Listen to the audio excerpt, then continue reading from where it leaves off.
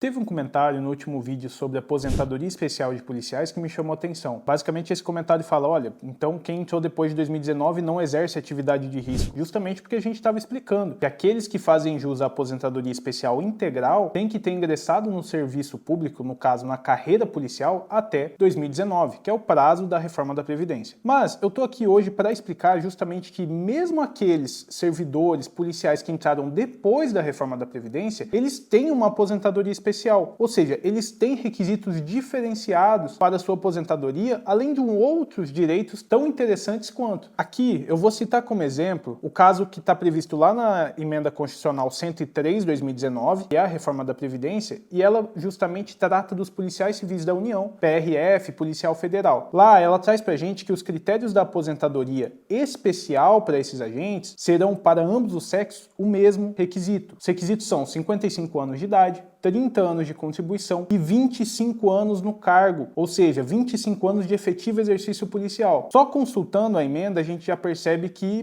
teve uma piora em relação à Lei Complementar 51, porque quando a gente vai ver a Lei Complementar 51, que é aquela lei aplicável aos servidores que entraram até a reforma da Previdência, a Lei Complementar 51 ela trazia para a mulher um requisito menor de contribuição e também trazia um requisito menor para ambos os sexos de efetivo exercício policial. Ele não pedia 25 anos, ele pedia 15 para a mulher e 20 para o homem. Então a gente teve uma piora nesse sentido, mas em compensação ainda é uma aposentadoria especial, por quê? Porque a gente tem a possibilidade dos 55 anos de idade. Então os 55 anos de idade ele se mantém tanto para aquele servidor policial que entrou antes de 2019, quanto para aquele que entrou depois de 2019. Qual que é o ponto crucial que diferencia tanto essas duas aposentadorias? É justamente a integralidade. Como a gente explicou no vídeo anterior, a integralidade ela só foi prevista na Lei Complementar 51, ou seja, por conta da disposição da reforma da Previdência, só aquele policial que entrou até 2019 vai ter a integralidade no momento do cálculo da aposentadoria. Então, sob o ponto de vista de critérios, de requisitos para aposentadoria especial, teve uma mudança, mas não mudou tanto. O que muda mesmo, infelizmente, é a forma de cálculo dessa aposentadoria. Entretanto, é interessante destacar que mesmo aquele policial que entrou depois de 2019, ele tem direitos funcionais na mesma qualidade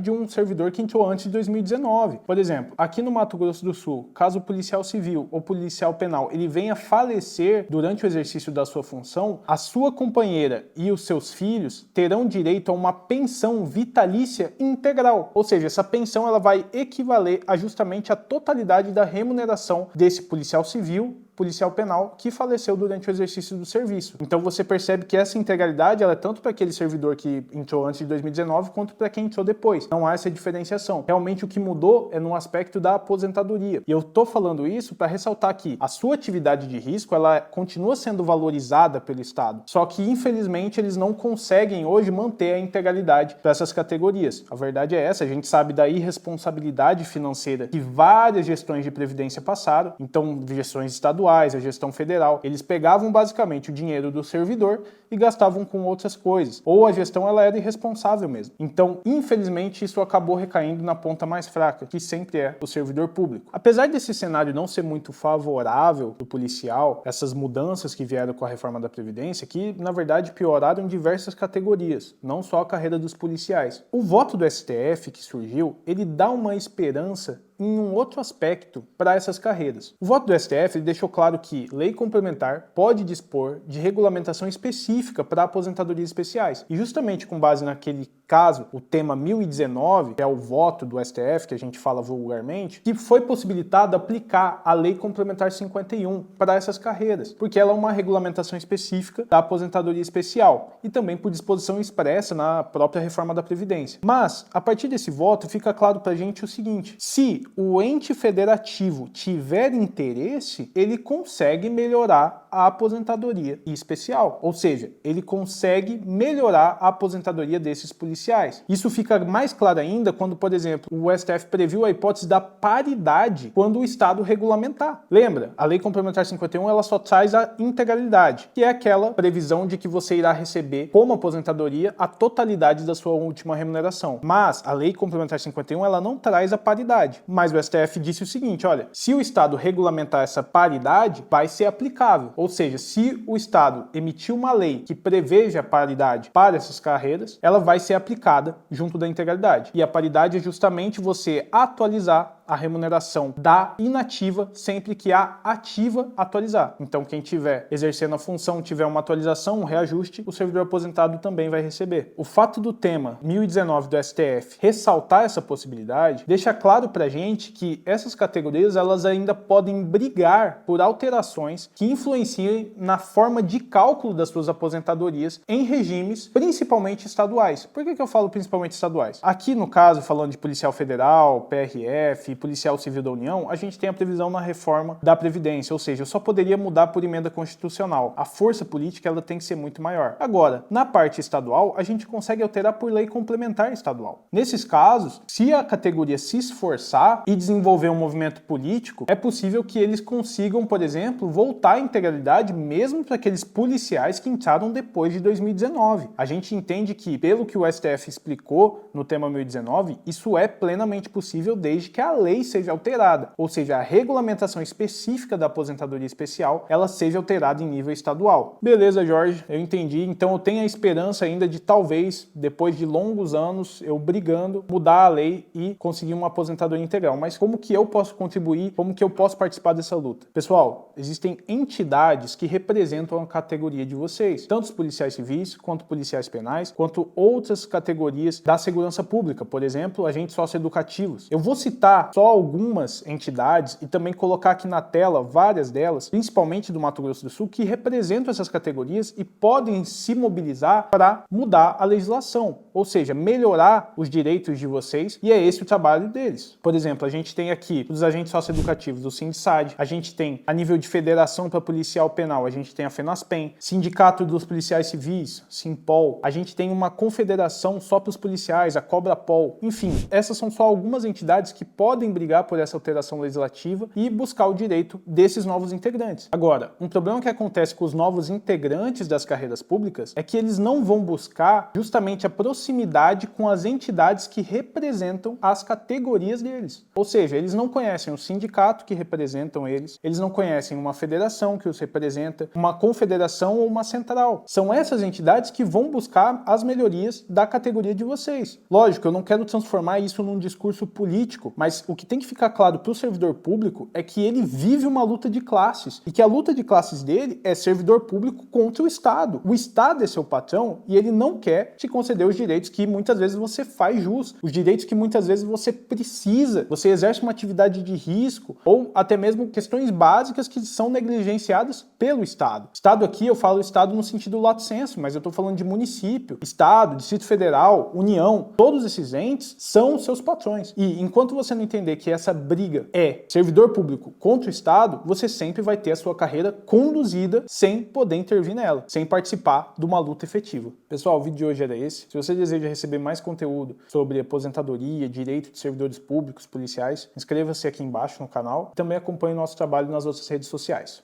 Um abraço.